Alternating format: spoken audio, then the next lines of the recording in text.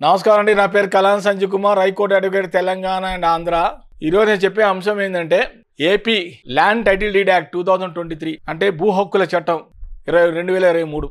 ఇది కింద సంవత్సరం అక్టోబర్ 30 నాడు ఆంధ్రప్రదేశ్ ప్రభుత్వం తెర మీద తీసుకొచ్చింది. ఇది 2019లోనే అప్పుడు సీఎంగా అయినప్పుడే అప్పుడు ఇది ఒక డ్రాఫ్ట్ తయారు చేసి నీతి ఆయోగ్కి పంపించారు అక్కడ ఢిల్లీకి. దాంట్లో వాళ్ళు చెప్పింది ఏంటంటే ఇలా ఈ ల్యాండ్ టైటిల్ డీడ్ యాక్ట్ 2023 మేము పెడుతున్నాము అని చెప్పి వాళ్ళు ఒక డాక్యుమెంట్ కూడా తయారు చేసి అక్కడ పంపించడం జరిగింది. దానికి ఒక టీఆర్ఓ అనే ఒక టైటిల్ రిజిస్ట్రేషన్ ఆఫీసర్ని ఆయన నియమించడం జరిగింది. మొత్తం అంతా కూడా ఈ డీడ్స్ అన్ని కూడా టైటిల్ డీడ్స్ మొత్తం అన్ని కూడా రెవెన్యూస్ అంతా కూడా ఆయనకు అప్పచెప్పడం బాధ్యత అప్పచెప్పడం జరిగింది. దీని మీద ఆంధ్రప్రదేశ్లో అపోజిషన్ వాళ్ళు గొడవ చేయడం మొదలుపెట్టారు. ఇది చాలా ప్రమాదకరమైన ఇది అంశము. ఈ రెవెన్యూ వాళ్ళు ప్రభుత్వం రైతుల యొక్క భూముల్ని భూ కబ్జా చేయాలనే ప్రయత్నంలోనే ఈ భాగంలోనే ఇది కాబట్టి దీన్ని వెంటనే రద్దు చేయాలని చెప్పి వాళ్ళు అపోజిషన్ వాళ్ళు మీటింగ్స్లో ఉదరగొడుతున్నారు. ఇది ఏంటంటే TRO title registration officer according to section 5 of TRO of land title deeds act 2023 ప్రకారముగా ఇదంతా కూడా రెవెన్యూ వాళ్ళకి బాధ్యత అప్పచెప్పారు. వాళ్ళు ఏంటంటే ఎక్కడైనా డిస్ప్యూట్స్ ఉంటే స్ట్రెయిట్గా డైరెక్ట్గా గవర్నమెంట్ అథారిటీస్ దగ్గరికి రావాలి. మొన్నటిదాకా డిస్ప్యూట్స్ ఉంటే కోర్టుకు వెళ్ళేవాళ్ళు అందరూ ప్రాబ్లమ్స్ ఉంటే. ఇప్పుడు అట్లా కాకుండా డైరెక్ట్గా టీఆర్ఓకి ఇచ్చారు ఈ బాధ్యత. టీఆర్ఓనే మొత్తం దీన్ని పరిశీలించి 15 రోజుల లోపల దీని మీద వివరణ ఇవ్వడం జరుగుతుంది. ఇది ఎందుకు పెట్టారు అంటే ఏపీ టైటిల్ డీడ్స్ యాక్ట్ 2023 ఎందుకు పెట్టారంటే ప్రభుత్వం యొక్క ఆలోచన ఏంటంటే బడాబాబులు ఉంటారు, 100 ఎకరాలు 200 ఎకరాలు కొనేవాళ్ళు భూములు, వాళ్ళవి డిస్ప్యూట్స్ ఉన్నప్పుడు కోర్టులో అవి ఎటు తేలవు. అవి మళ్ళీ అలాంటి వాళ్ళని బయటికి తీసుకొస్తే కోర్టులోంచి బయటికి తీసుకురావాలంటే వాళ్ళతో మనం డీల్ చేసుకోవాలంటే అప్పుడు ఇలాంటి చట్టం ఒకటి తీసుకొస్తే డైరెక్ట్గా ఆటోమేటిక్గా ఇక వాళ్ళతో మనం కనెక్షన్ పెట్టుకోవచ్చు అనేది ఏదో వాళ్ళ ప్లాన్, గవర్నమెంట్ యొక్క ప్లాన్. దీనివల్ల మామూలు రైతులకి చాలా ఇబ్బంది డైరెక్ట్గా ఉంది అని వీళ్ళు అంటున్నారు ప్రతిపక్షం వాళ్ళు.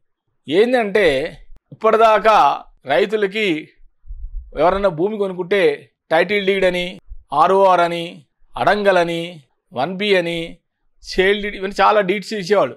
ఈ డాక్యుమెంట్స్ మొత్తం ఓవరాల్గా చూసుకుంటే 30 దాకా ఉంటాయి రెవెన్యూ రికార్డ్స్లో వీళ్ళవన్నీ. ఇప్పుడు ఏది కొన్నా అన్నింటిలో వీళ్ళ పేరు వచ్చేది. అట్టా అది కాకుండా ఇప్పుడు ఏం చేశారు, డైరెక్ట్గా అది తీసేసి ఒకటే టైటిల్ డీడ్ ఒక పేరు మీదే. ఇవన్నీ ఉండవు. ఇంకా రేపు పొద్దున పట్టేదారు పాస్బుక్ అని అదని ఇవన్నీ ఏమి ఉండవు. ఒక డీడే, ఆ డీడ్ మీద అతని పేరు ఉంటుంది. ఇది ప్రతిపక్షాల వాళ్ళకి నచ్చలే. దీని మీద దుమ్మారం లేపుతున్నారు. ఇంకో మాట ఏమంటున్నారంటే ప్రతిపక్ష నాయకులు అనే మాట ఏంటంటే పట్టేదారు పాస్బుక్లో ముఖ్యమంత్రి ఫోటో ఉందని, దాని మీద కూడా వీళ్ళు దుమ్మారం లేపుతున్నారు. మరి ఆయన కూడా ఎందుకు ఆ కాన్సెప్ట్ అంటే ఆయన ఉద్దేశం నేను తీసుకొచ్చా కదా, ఈ చట్టం నేను తీసుకొచ్చాను కాబట్టి రేపు గుర్తింపు కోసం బయట ఆయన పేరు పెట్టి ఉండొచ్చు నా ఉద్దేశం. మరి ఏదైనప్పుడు కూడా నేను 1 ఎకరం భూమి కొనుక్కున్నానంటే ఆ భూమిలో ఉంటే నా ఫోటో ఉండాలి, లేకపోతే ఫోటో లేకపోయినా పర్వాలేదు, కానీ వేరే వాళ్ళ ఫోటో పెడితే నేను ఒప్పుకుంటా.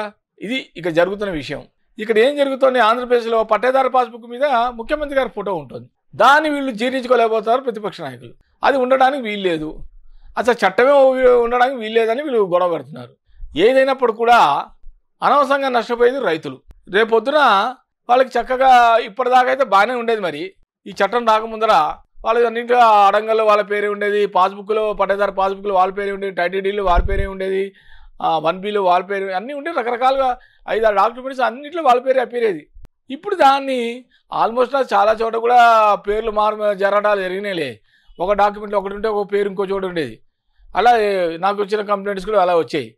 ఇప్పుడు వీళ్ళు అనేది ఏంటంటే కొత్త చట్టం తీసుకొచ్చిన తర్వాత ఒక టైటిల్ డీడే ఇస్తా, ఈ పట్టేదారు పాస్బుక్ గిడంగలు ఏమి ఉండవు, ఇక ఒక టైటిల్ డీడ్ మీద అతని పేరు ఉంటుంది అని చెప్పి ప్రభుత్వం కొత్తగా తీసుకొచ్చింది చట్టం.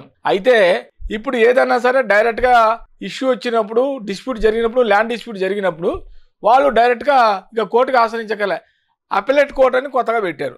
అపెలేట్ కోర్ట్ అంటే అపెలేట్ ట్రిబ్యునల్ కోర్టు వాళ్ళ దగ్గరికి వెళ్ళాలి. ఎవరైనా డైరెక్ట్గా సిటీ సివిల్ కోర్టుకి వెళ్ళడానికి వీల్లేదు. కొత్తగా తీసుకొస్తున్నారు రూల్స్. మీకు ఇష్యూస్ ఉంటే, ల్యాండ్ మీద డిస్ప్యూట్స్ ఉంటే మీరు డైరెక్ట్గా అపెలేట్ ట్రిబ్యునల్ కోర్టుకి వెళ్ళాలి.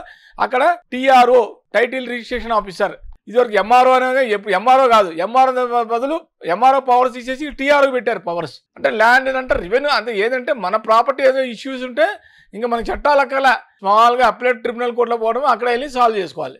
మరి అక్కడ ఎలా జరుగుతుందో, అక్కడ ఎలా న్యాయం వస్తుందో మరి నాకైతే అర్థం కాదు. దీని మీద ప్రతిపక్ష నాయకులు అయితే బాగా దుమారం లేపుతున్నారు. మరి చూడాలి, ఇక అసెంబ్లీలో అయితే ఇంకా బిల్ పెట్టలేదు. మరి బహుశా ఈ కొత్త గవర్నమెంట్ వస్తే, మరి ఏ ప్రభుత్వం వస్తే వాళ్ళు ఈ కొత్త వేరే గవర్నమెంట్ వస్తే వాళ్ళు ఈ చట్టం తీసేస్తా ఉంటున్నారు వాళ్ళు. అదే మళ్ళీ ఇదే పాత గవర్నమెంట్ మళ్ళీ వచ్చింది అనుకోండి, దాన్ని బిల్ పెడతారు, గ్యారెంటీగా బిల్ పెడతారు, దాన్ని అమలు చేస్తారు.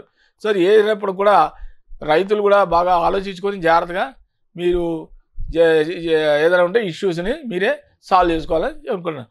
నమస్కారం. నా వీడియో కనుక నచ్చితే కనుక లైక్ చేయండి, షేర్ చేయండి, సబ్స్క్రైబ్ చేయండి. Like, share, subscribe.